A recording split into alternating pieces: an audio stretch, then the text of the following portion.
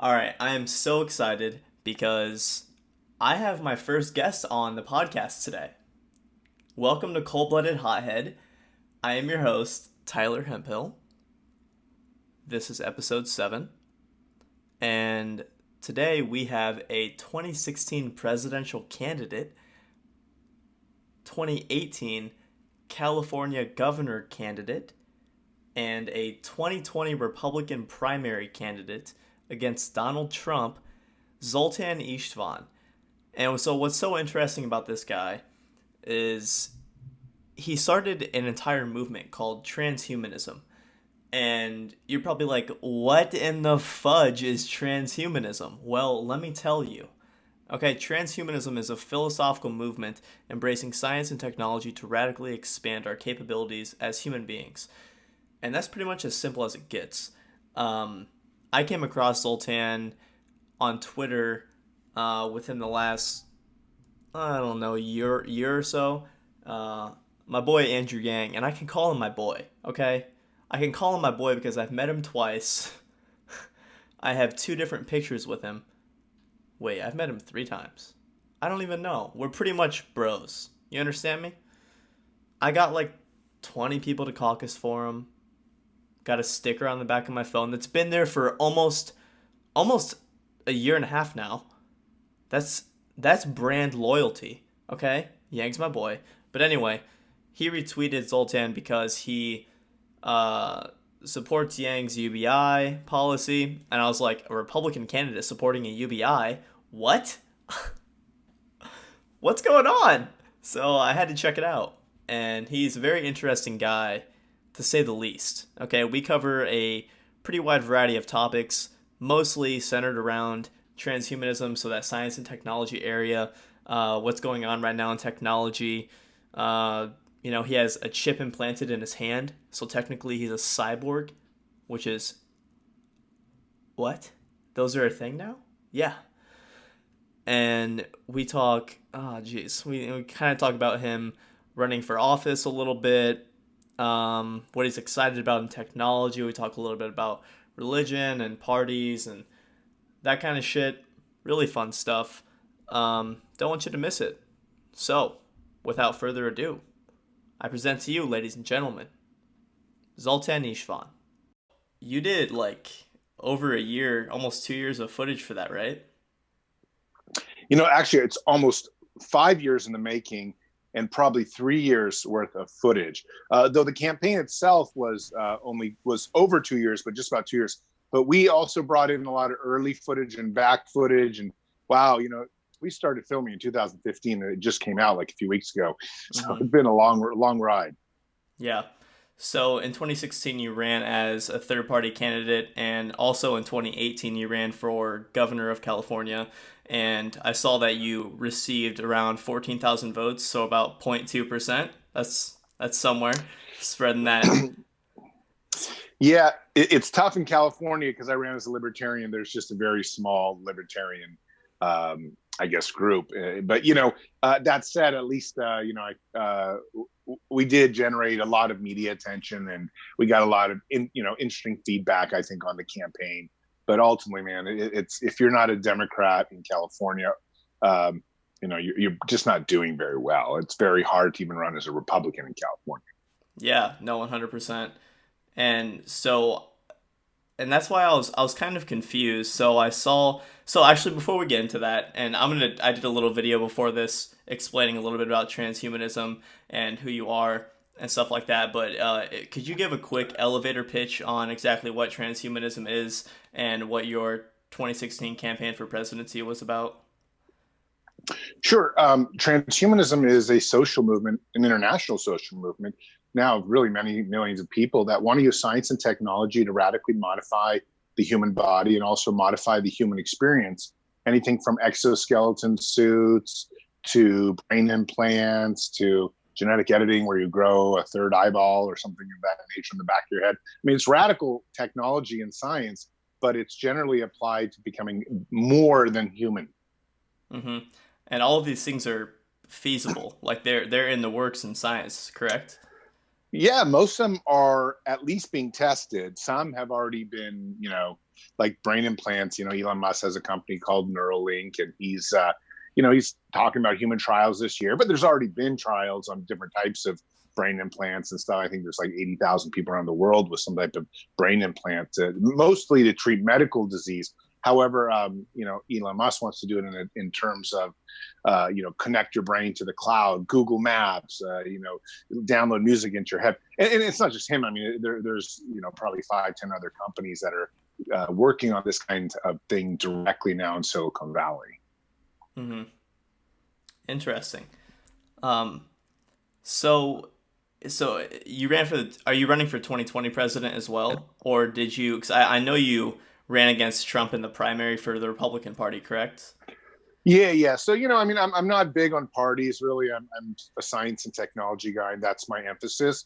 But it seemed like an interesting way to get some attention to the science and technology cause because Republicans typically don't like science and technology too much. So I Hmm. ran in the primaries against Trump. I've since suspended my campaign a few months back. I think we got sixth overall in the primaries. I'm not sure of the amount of votes, but that's what place we're going to get. So, we got quite a bit of national attention, and quite a few Republicans learned about transhumanism as a result because we were on a number of major state ballots.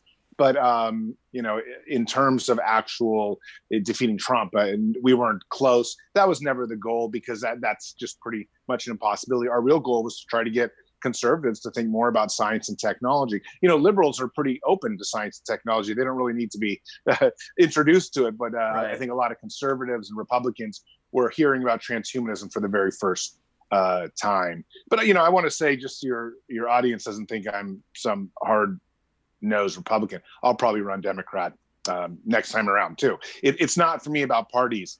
It's about bringing science and technology to the world and doing it in a way that emphasizes humanitarian values and the greater good of the nation. Yeah, no, see that makes sense because I just to be sure, I wanted to make sure that, and if anything changed since 2016, let me know. But I checked on the issues website, and I see that you supported the abortion rights, want to legalize marijuana, free education K through 12, and then college as well, and with secular views. And I was like, well, there's no way that's a Republican Party candidate. So it was to reach a new demographic to spread transhumanism. But that said, I got to be honest. I think Trump's scaring quite a few Republicans, especially younger ones, are in the middle of the country, and there are plenty of conservatives out there who are, like even Meg Whitman, who ran as a Republican for governor in California and almost nabbed it. She was pro-choice, and so you can be conservative.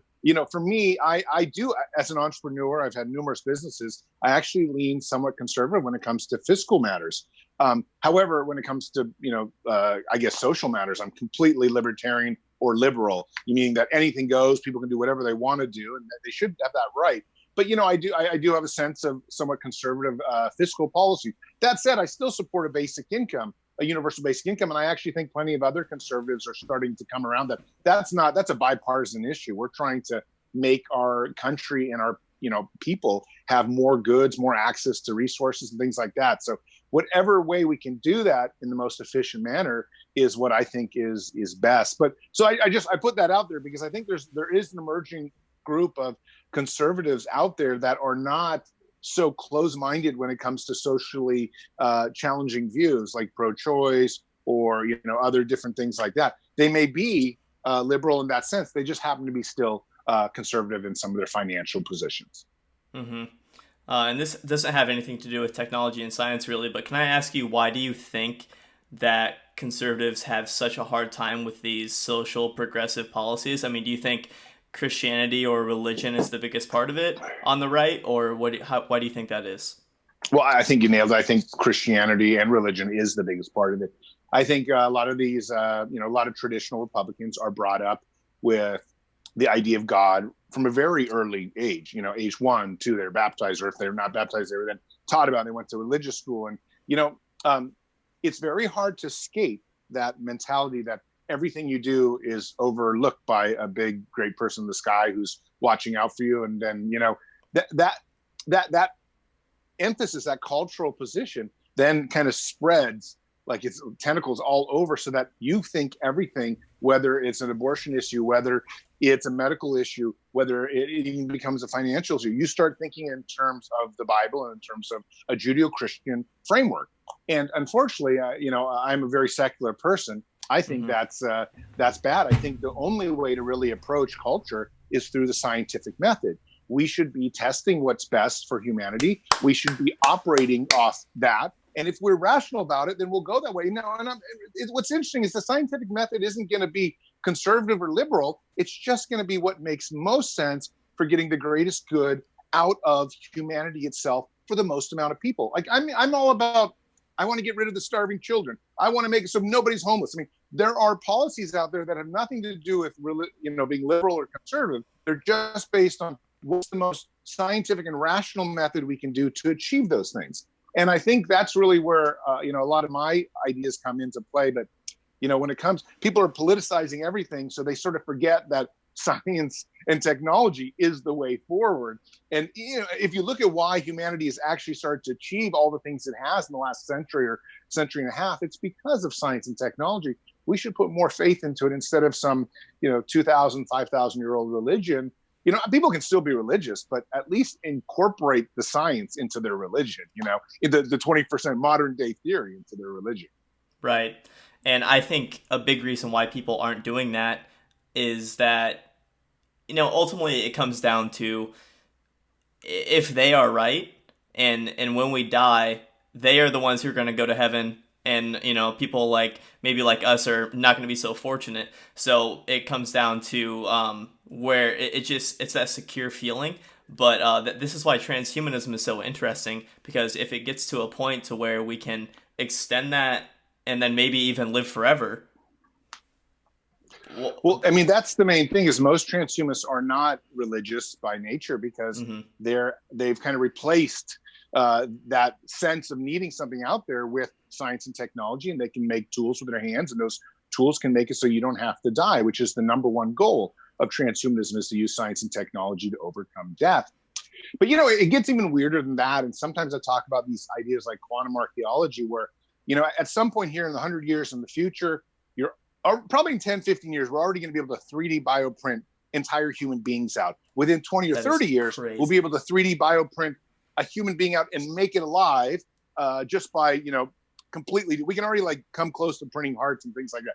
But the point is, at some point in the future, we might, through even reverse engineering of incredibly sophisticated computers, be able to either go back in time or reconstruct what the reality used to be like, just through reverse engineering techniques. And the point is that we can then 3D bioprint like your great great great grandfather, or we can 3D bioprint Jesus, or we can 3D bioprint George Washington, and ask him what he thinks of the play Hamilton. I mean, there's all these great things you can do with these radical ideas. They're very challenging from a cultural and religious point of view, because you're talking about almost the power of God in a way to do these things, give life and death. But what people don't realize is that these technologies are almost certainly coming. It may take 50 years, it may take 200 years, but there's no question at some point in the future that you would have a very great chance, if you could live long enough, to meet your, a great grandparent from 1,000 years ago, just because of the way we can do things. And, whether that's good or bad, that's a whole different question. But all I'm proposing is that these are the things we should be discussing. We shouldn't be discussing some of the old archaic, pro-choice versus pro-life. I mean, I think that's already an almost muted subject, because it's quite old school. We have some very real challenges that Congress should be tackling. Artificial intelligence. One of the articles I've written is, do we teach artificial intelligence religion? And not only religion, what if your daughter wants to marry a robot in the 10, 15 years, because that AI is smarter than the guy down, the cute boy down the street or something like that, who Right. my daughter wants. And that's a very real possibility. Maybe the robot makes more money, or maybe the robot can provide a better livelihood for my daughter. I mean, I have 2 kids. This is where we start getting to really a very fun phase, but very challenging, because transhumanism really is taking all the institutions and overturning them, and it's going to make us look at things totally different. Yeah, and some things in your documentary, from what you just pointed out, make this really interesting, because when it comes to recreating people, there and it was called Mind Files. I think where you can upload thoughts and things about themselves, like people about themselves in a, in a computer, and then for possible recreation in the future. And then also you spoke about having sex in virtual reality, with someone who wasn't your wife. When you talked about that, that was so funny. I was like, Zoltan, all right. But Well, and that's that's the stuff that's really dangerous. In fact, I wrote a really interesting article for Vice on the future of infidelity because is it if you look at porn, let's say, nobody thinks you're cheating, but if you're in virtual reality and you're with just say a created program, is that cheating? Well, now it starts getting, what if it's another person that's in there are these degrees of what we consider to be reality. And at some point, technology changes that. It moves the goalpost.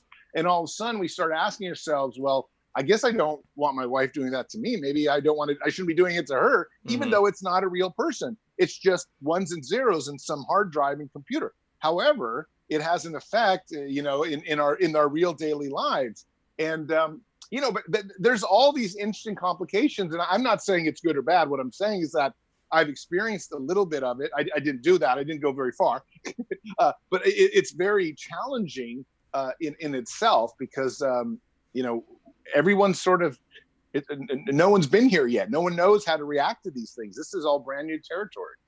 Yeah, definitely. It kind of makes you think if we're predicting things, or if Black Mirror is making episodes based on shit that we already have. Yeah, no, of course. Black Mirror is great because they kind of cover all these things. Yeah. And I know we don't have much time left, but I really wanted to tell you that while we were talking about, the end of life being an issue, and that's kind of a basis for religion, that your father actually, and sorry for your loss in the documentary, but when he said, you asked him if he was worried about death, and he said it was, when you get to the point where he was, it was more of a solution than a problem, like a solution to the problem. I thought that was just genius, and I respect that a lot. And he seemed like a great guy. Yeah, no, I mean, it's tough. I think one thing I'm noticing in myself, I don't really talk about this much, but as I get older, my own drive for life and to live indefinitely is being challenged by the fact that my body is just not as excited about life because, I wake up, my back hurts, the kids, kick me, I have a hernia or something like that. And that's very challenging because I know rationally that I want to try to overcome death and live as long as possible. But I think as you get older, there is a genetic component to accepting the end is coming. And that makes it very hard. That's why a lot of, the life extension transhumanist community is quite spread out between age groups. A lot of the younger people want robotic arms and they want like amazing different kinds of cyborg parts, where a lot of the older people are really trying to create something in their brain that makes them want to live indefinitely and also be able to do that. And my dad is at a point after he died from his fifth heart attack. So he'd had 4 heart attacks before that. And he was just like, I am ready to go. And, I think a lot of older people after a whole lifetime are like that. And so one of my goals is always to try to convince people that they want to try to fight on. But, if you're a secular person like my father was, there's no reason to fight on you. Going out in a good manner, which is very Asian, actually. I studied a lot of Taoism and Buddhism in school, and having a good death is very important for a lot of people. And I think my father felt that way too. Yeah, no, that's great. Let's see here. I did want to bring up before we end here that I know you got that chip put in your hand, and I was wondering how you've used that since you got it put in, or if it's become a significant part of your life at all. Yeah, sure. It's a tiny thing. It's about the size of a grain of rice. You inject it through like a horse syringe. So it's a little bit bigger than normal syringe. But, I use it to open my front door. And it's funny because I just got a new car, but just like last time I got a new car, because I've had it now 5 years, they say that, you can use it to start your car. It's really, really simple. You just kind of get the right device, put it to your ignition, and you don't need a key. The problem, though, is that avoids the theft warranty on the car because it's such brand new technology. So if you do that, then your car gets stolen. They can't find it, or they're not responsible for it. So there are all these little things that it can do. It does an amazing amount of things. I can trade Bitcoin on it, but unfortunately, it's not always the most useful because of other laws and other systems. And for example, Apple, it doesn't work on an Apple phone. They've made it very specific that they don't want that NDA technology to be part of the iPhone kind of universe, whereas Wow. it works pretty well on an Android. But this is so it's funny because it's all about technology. And maybe one day a big giant company will get into it and let it out, let it go worldwide. But right now, it seems like the technology, like anything in the marketplace, is battling for its own survival. Mm-hmm. Wow. Jeez, that is crazy. Well, what are you most excited about in technology right now? Like, what's going on that normal people, let's just say a Gen Z college student in Iowa, might not know about? What's going on? Well, I think the most the coolest thing that's probably going on. Well, there's two things. The first one is like we talked about earlier about brain implants. Like that's a super fun thing. The idea that you and I might be able to do this podcast in 5 or 7 years just through our brains. That Mm-hmm. would be really fun and simple too, and probably cheaper in the end because you don't have to keep getting phones and whatnot. But I think the one that's really a lot of Gen Z people might not realize is that exoskeleton technology is this idea you put on these kind of robotic suits like Iron Man, but they've really come a long way. And about 30% of Americans have mobility issues. So there's a real commercial value to bringing exoskeleton technology so older people or disabled people can walk and be completely like mobile. And but what people don't realize is that the technology is getting so good that we're going to start doing things like playing tennis in it, or we're going to start running marathons in it. And as I wrote in my New York Times article, there's people trying to work on exoskeleton technology that allows you to run so fast that you could run on water. I think if you run 57 miles per hour, you actually can run on water like a lizard. You've maybe seen like National Geographic That is lizards do. insane. So this is now you're starting to talk almost religious because it's like, what do you mean I'm running on water? But yes, you can run marathons on a lake, and then it brings in all these brand new sporting events like complete transhumanist Olympics, brand new ideas of ways to do athletic things that we've never talked about, or even an 80-year-old now being able to climb Mount Everest because they have power, this technology powered skeleton that allows them to carry their body up. So really, we're talking about a huge new way to do things. When you go to run and you cover 5 miles, you're like, wow, I ran 5 miles. But the exoskeleton might allow you to run like 50 miles in the same hour span. And, that's a very different sport. Now you're actually like sightseeing because 50 miles. So this is one of the things I think Gen Z people are really going to embrace is this idea that, they can play football or soccer or even swimming with these things, that in a way that's much more radical than we've ever seen before in terms of sports. Yeah, and I think that is a great way that you can maybe intrigue more conservatives into transhumanism is talk about what it'll bring to the economy and what kind of profits it'll bring since that's so important and all of that could be a decent, I mean, I'm sure you're aware, but that could be a good talking point. For sure. And then I promise this is my last question. What can we as young people do, like what initiative can we take to help either spread this movement or just make this more, I don't know, intertwined in our lives and like to help you? Well, I think the best thing to help the transhumanist movement as a whole is really to just Google what it is and to start discovering.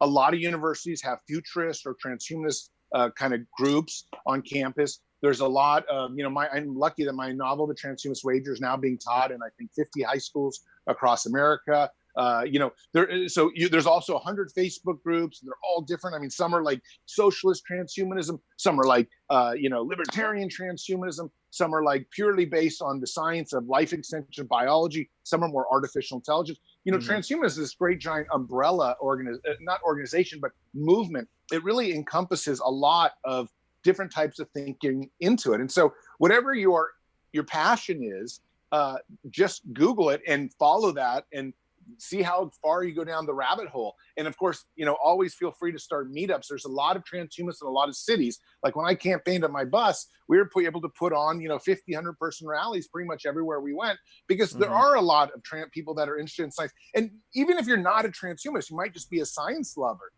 so it's like there's just a lot of crossover. And so just join. And when I say join, there's really the great thing about transhumanism. It's kind of like environmentalism. It's totally decentralized. It's really just a commitment to science and technology. And the most important advice I have for young people is if you really are interested in it, study something about it. study something with electrical engineering, study the sciences, study genetic editing, study artificial intelligence, go into those fields, cybersecurity, whatever it is, go into those fields that are going to be there in 10, 20 years at the very forefront of the movement. Because I'm not sure accounting or being a lawyer or, those things are going to survive given automation. But I do know one thing: we're going to need cybersecurity experts. We're going to need AI experts. We're going to need more biologists and genetic editing people and all these other stuff. That's really where the future is. So if you have a possibility of restudying or those things, go down those roads. Those, you'll be thankful. You'll remember in 20 years, say, I'm so glad I became an engineer. I'm so glad I became a medical doctor, because that will be the forefront of the movement. Well, shit, now I have to do my entire bachelor's degree over. I have 1 year left. My finance major is screwed, huh? Now, the finance might be around, but you're going to need a brain implant for a while. That's true. All right, well, everyone, make sure you check out Zoltan Istvan's documentary Immortality or Bust. It's on Amazon for $3.99. HD is $4.99. That's what I did. Not that it matters. But yeah, any other notes? No, thanks so much for having me on. Yeah, thanks again for your time.